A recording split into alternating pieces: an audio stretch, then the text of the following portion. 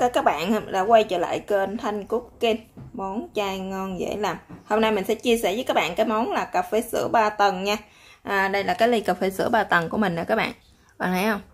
Rất là hấp dẫn luôn. Nó có một tầng ở dưới sữa nè, ở trên là cà phê nè ha. Ở đây là cái bọt khí cà phê đó các bạn. Các bạn nhìn giống cái ly cà phê bọt biển ha. Đó. Thấy không? Rất là thích luôn.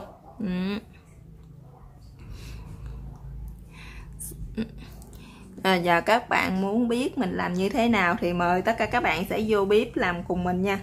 Mời các bạn.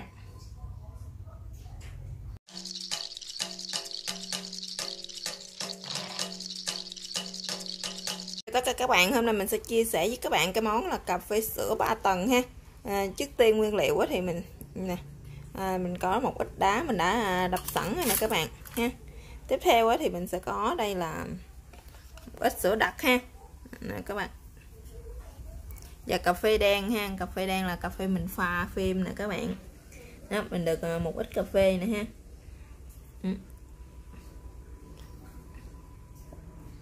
Các bạn, mình chỉ pha một ít thôi. Rồi bây giờ mời các bạn sẽ vô bếp làm cùng mình nha. Thì trước tiên thì chúng ta sẽ cho sữa vô trước nha các bạn. Rồi, bây giờ thì mình cho sữa vô đây. Cái lon sữa thì mình đã khui rồi đó các bạn. Các bạn nào mà người ta ở tiệm thì người ta có cái dụng cụ để người ta pha, ta lường sữa ha.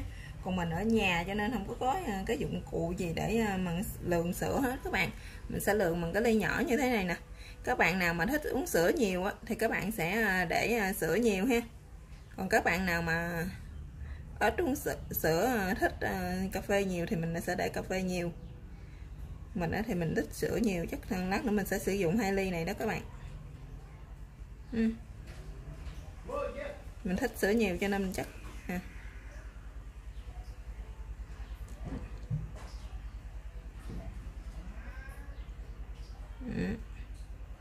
Các bạn lắc như thế này nè cho nó đừng có bị dính cái miệng ly nha. Các bạn nhớ chế gọn vô nha các bạn.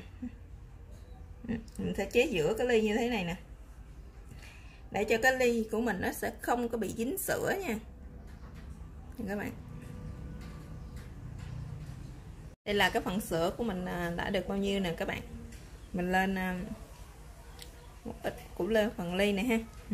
Mình sẽ sử dụng bao nhiêu thôi thì mình sử dụng tương đương là 2 cái ly nhỏ này nè các bạn. Mình sẽ sử dụng tương đương là 2 ly nhỏ này, nó sẽ ra được bao nhiêu sữa ha nè các bạn, nó tương đương được là bao nhiêu. Rồi giờ tiếp theo mình sẽ đi vào làm cái phần cà phê nha các bạn. Bây giờ bắt đầu mình sẽ tạo cái bọt cà phê nha, cái cà phê này nha các bạn. Ở nhà mình tạo bằng cái máy đánh trứng nè.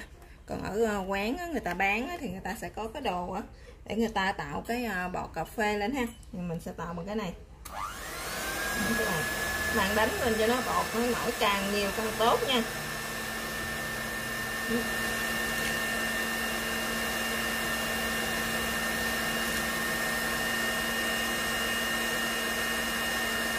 Cho nó bông cái bọt cà phê lên cho nó thật là nhiều các bạn.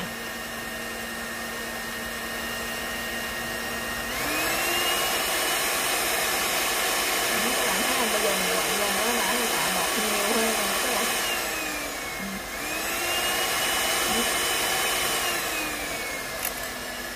Đã tạo được cái bọt cà phê như thế này rồi nè các bạn. Bây giờ bắt đầu mình sẽ để vô thành một cái ly kia ha, ly nước đá ha. Bây giờ mình sẽ cho nó vô đây. Giờ mình sẽ cho nước đá vô ly ha. Mình sẽ cho một cái muỗng nè, một cái ống hút vô luôn nè các bạn. Mình sẽ cho nước đá vô ly.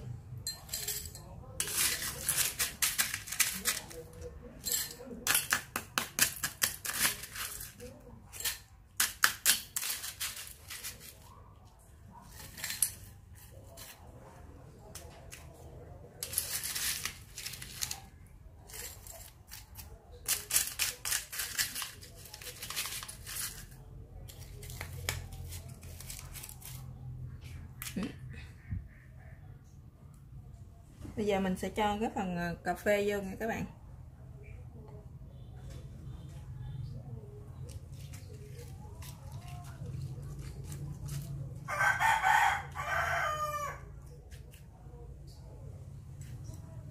vào cà phê các bạn sẽ để sau cùng ha nè.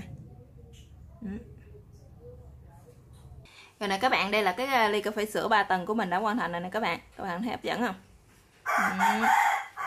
Ở trên là một cái bọt ha, nó giống như cái bọt biển này nè các bạn. Đó ha. Đó. Ở dưới chúng ta có cà phê ha, sữa nè. Đó, các bạn thấy hấp dẫn chưa? Đó, bây giờ cái món cà phê sữa 3 tầng của mình giờ thì nó đã hoàn thành rồi nè các bạn. Cảm ơn các bạn đã theo dõi video của mình. Chào các bạn và hẹn gặp lại các bạn trong các video tiếp theo ha.